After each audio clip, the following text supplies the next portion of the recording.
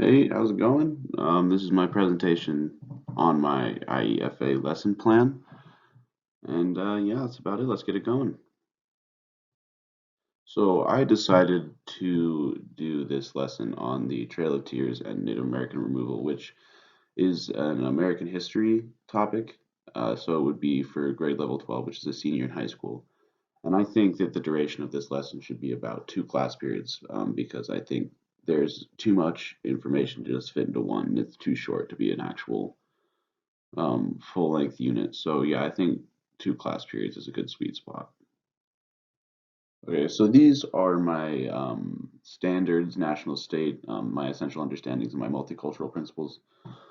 So my national standard is based around primary and secondary sources, and I'll have my students read a primary source from the Trail of Tears to open up the first class to kind of get the die rolling on that one. And then for our state standards, it's about analyzing the impact of ethnic, national, and global influences on specific situations or events. And this is definitely an ethnic impact on an event in American history. My essential understandings are number 3 and 5, and my multicultural goals are number 2 and 3, which is the first is to increase in intercultural competency, and the second is to develop a cultural consciousness. My rationale when approaching this lesson is pretty simple. I just think it's a very important subject, and it's something that's not talked about enough um, when we talk about American history. And another big part of my rationale was learning from your past failures. So, as an American and as a teacher who's going to teach American history, I think it is very important for us to look back on how we mistreated the Native American population here and just learn from that and keep moving forward. And I definitely think it should get more time than an average lesson because it's so important, and it's also something that we need to reflect on as Americans. Okay, so now I'm going to talk about my plan for differentiated instruction. So this lesson will be meaningful and challenging. Well, it's going to be meaningful first of all because I think it's just a meaningful subject matter in general. It's very tragic, and I just think that tragedy is something very meaningful to talk about. And it'll also be challenging because of the presentation I'm making the students do.